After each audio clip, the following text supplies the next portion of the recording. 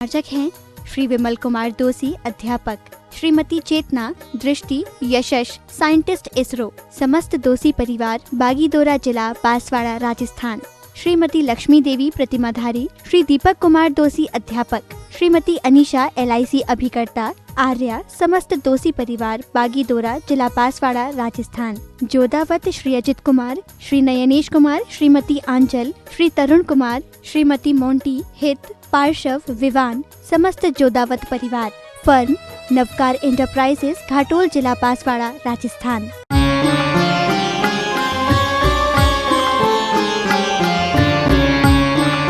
आगम में आचार्य ने गृहस्थों के लिए उल्लेख किया है कि गृहस्थों को आत्मा का ध्यान होता नहीं। ये तो आत्मा का ध्यान साधुओं को ही होता है। तो इसलिए आचार्य महाराज ने कहा था कि आत्मा में तो मन लगता नहीं, आत्मा का तो ध्यान हो नहीं पाता है। तो इसलिए अपने जीवन को उस भक्ति से जोड़ लो। और जिसने भक्ति से अपने को जोड़ लिया तो जिसकी भक्ति की जा रही है वह भी उस स्वरूप में बन जाता है। तो आगम में अनेक क्रियाओं का उल्लेख आचार्य ने किया है कि किन क्रियाओं से कर्मों का क्षय होता है। अनेक प्रकार के तप भी है, दान भी है, पूजा भी है और भी अनेक तरह की साधनाएं हैं। पर आचार्य ने भक्ति को भी एक महत्वपूर्ण स्थान दिया है। ऐसे ऐसे आगम में उल्लेख मिलती हैं।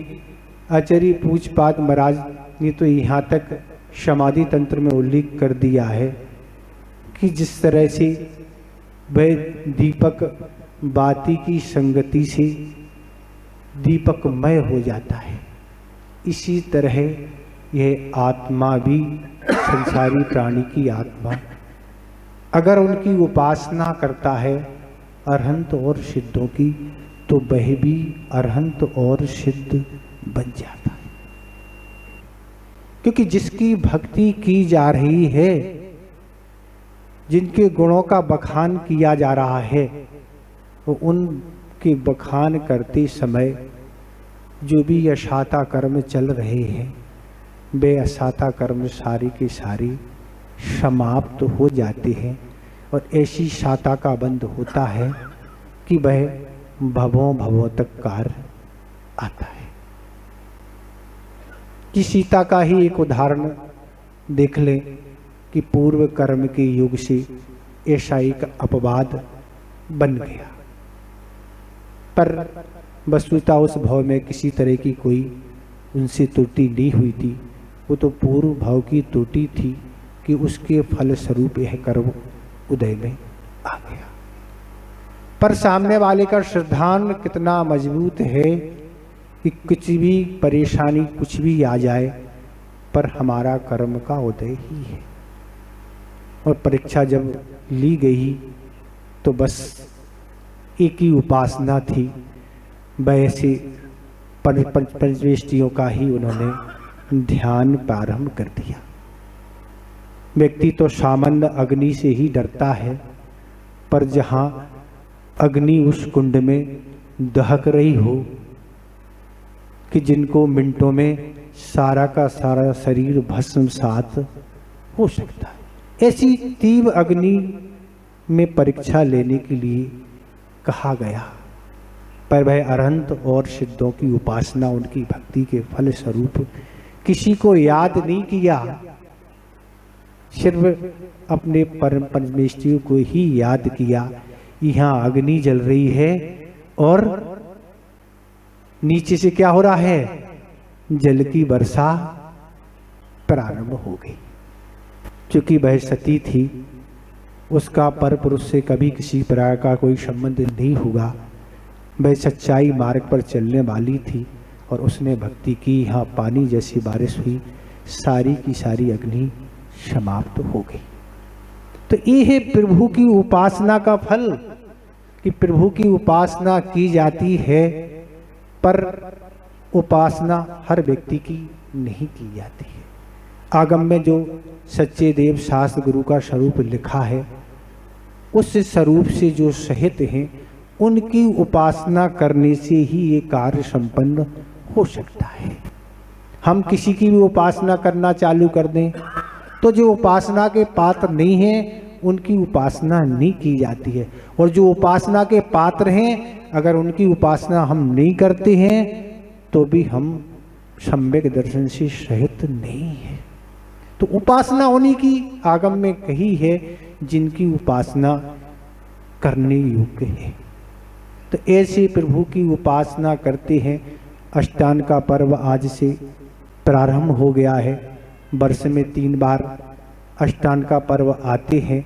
ये तो पर्व बहुत बहुमान के साथ निकालना होते हैं, और ऐसे अवसरों पर विशेष प्रकार का पुण्य संचय हुआ करता है, विशेष प्रकार की कर्मों का क्षय हुआ करता है। मैं तो आपको मैना सुंदरी का सारा प्रसंग पता ही है कि एक भक्ति का ही कितना दृढ़ सिद्धांत था।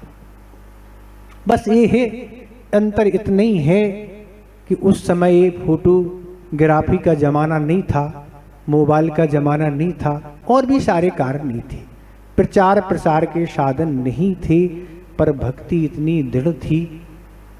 भली आप मोबाइल आदि फोटो आदि इन प्रदर्शनों से अपना नाम प्रसारित करना चाहते हो, पर आप कितने ही प्रयास कर लें, पर मैना सुंदरी जैसा आप प्रचार प्रसार नहीं कर सकते, जिनका उल्लेख आचार्यों को भी करना पड़ा ग्रंथों में जो कथानक के रूप में।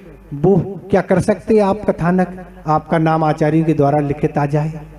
इसलिए आचार्य महाराज ने कहा कि देखो, आचार्य संबद्धभट्ट महाराज ने, रत्नकुंड साहबचार ने एक से एक बड़े बड़े सेठ हुए, सब कुछ काम की, राजा महाराजा, पर उनका नाम उल्लेख नहीं कर रहे हैं। किनका नाम उल्लेख कर रहे हैं उन कथाओं में? किनका? चंडाल का उल्लेख कर दिया, कहीं किसी कथा में किसी का क्यों कर दिया उल्लेख? कोई नहीं मिला क्या? नहीं, ऐसा दृढ़ श्रद्धान नहीं रहता है। मैं चंडाल को किसी तरह का लोभ नहीं आया। आप चांडाल की तरह होते तो वो क्या कह रहा है? राजा ने जिन सेवकों को भेजा है, भाई सेवक यही कह रहे हैं, कितना बड़ा अभागा है।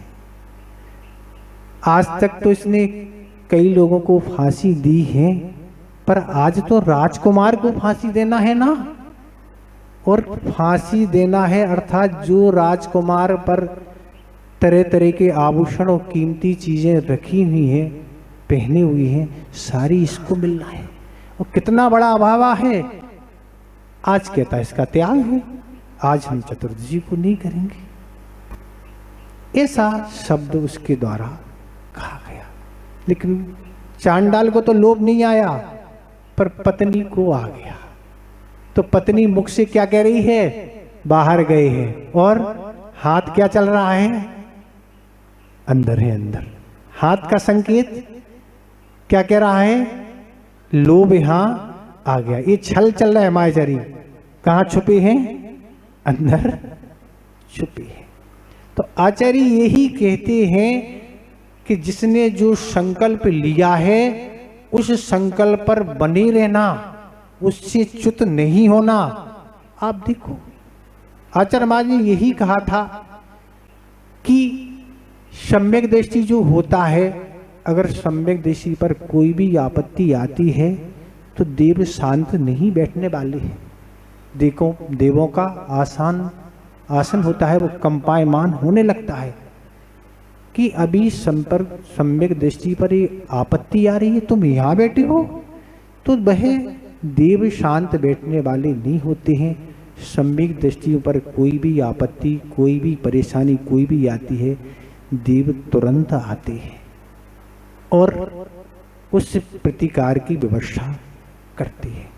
तो सम्यक दृष्टि जो है, सच्चे देव शास्त्र गुरु को मानने वाला, उस पर कोई भी आपत्ति आएगी देव आके उसका प्रतिकार करेंगे।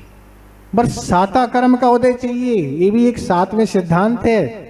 महाराज अनेकों उदाहरण आगम में मिलते हैं, ये हो रहा वो हो रहा, पर वो तो दूर होते ही नहीं। धर्म, अब क्या धर्म करें हम, इतने वर्षों से धर्म कर दे रहे हैं पर कुछ चमत्कार हो ही नहीं रहा।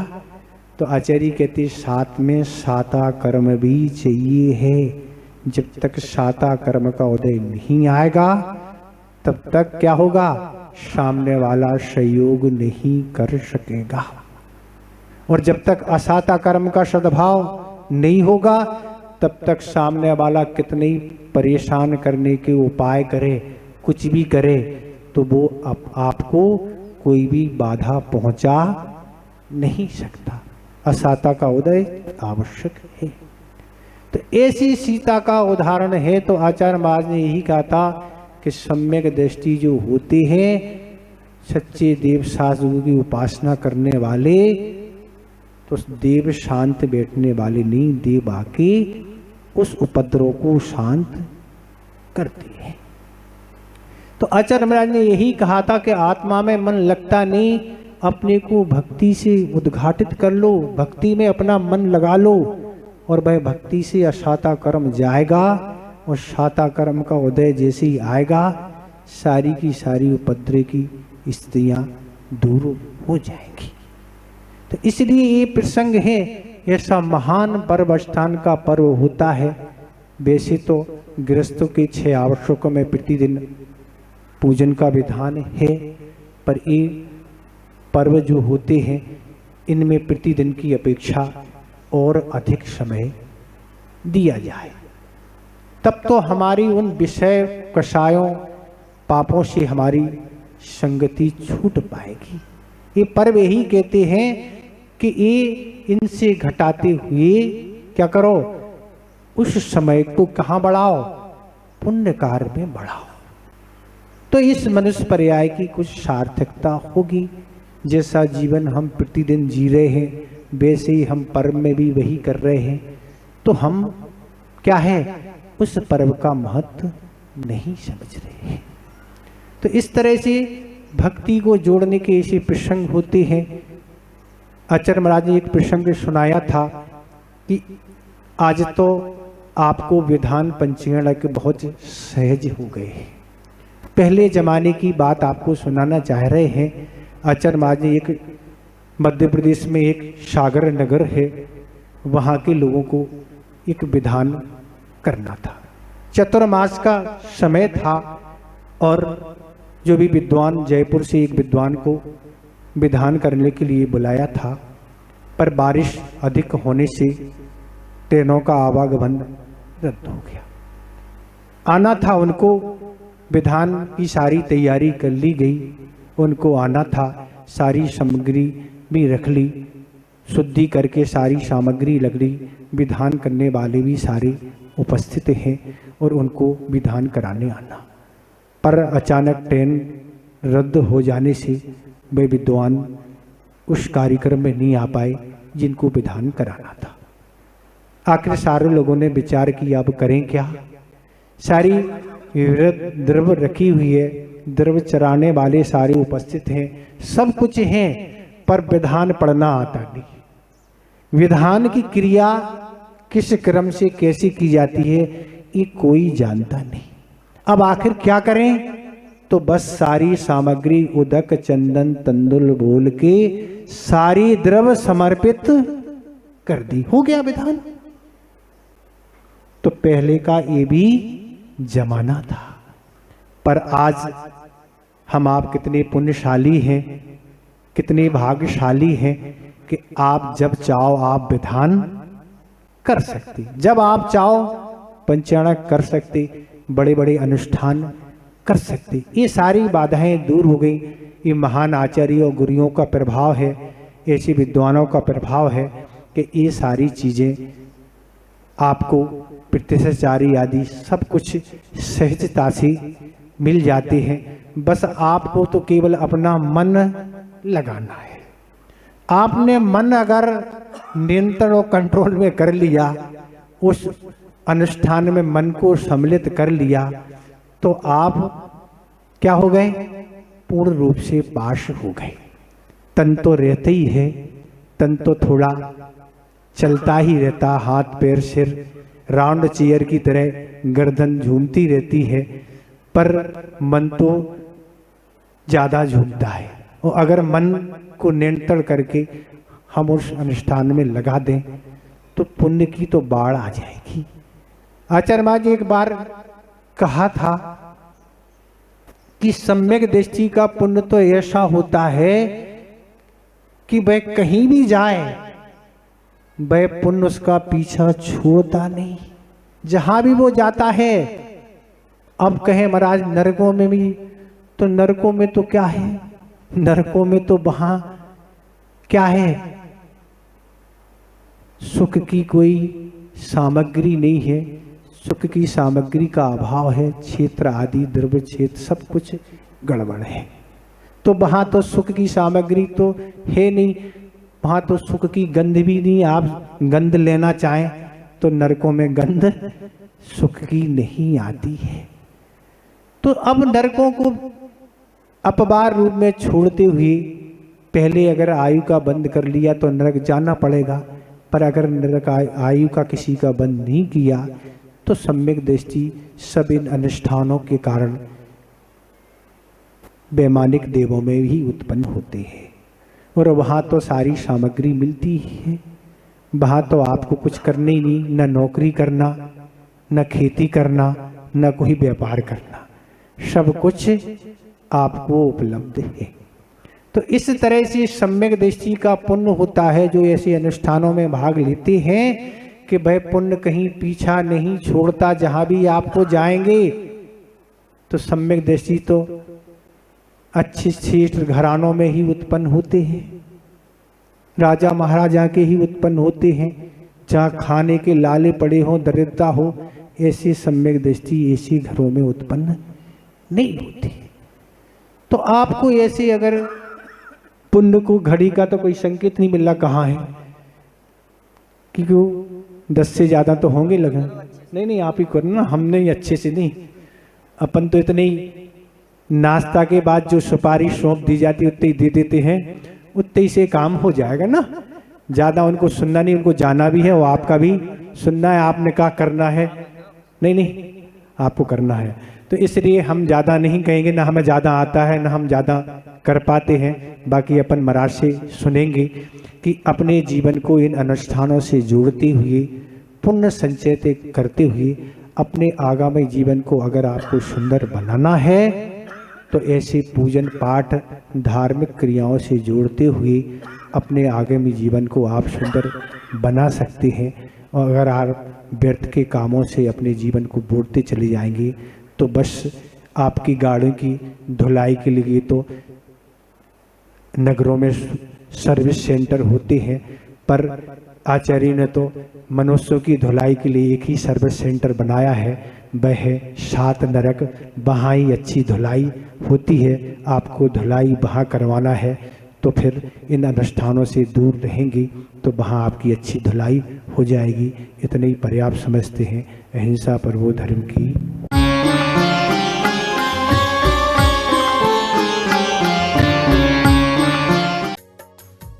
इस कार्यक्रम के पुण्यार्चक थे श्री विमल कुमार दोषी अध्यापक, श्रीमती चेतना, दृष्टि, यशस, साइंटिस्ट इसरो, समस्त दोषी परिवार, बागीदोरा जिला, बांसवाड़ा, राजस्थान। श्रीमती लक्ष्मी देवी प्रतिमाधारी, श्री दीपक कुमार दोषी अध्यापक, श्रीमती अनीशा LIC अभिकर्ता, आर्या, समस्त दोषी परिवार, बागीदोरा जिला, बांसवाड़ा, राजस्थान। जोदावत श्री अजित कुमार, श्री नयनेश कुमार, श्रीमती आंचल, श्री तरुण कुमार, श्रीमती मोंटी, हित, पार्श्व, विवान, समस्त जोदावत परिवार। फर्म नवकार एंटरप्राइजेस, घाटोल जिला, बांसवाड़ा, राजस्थान।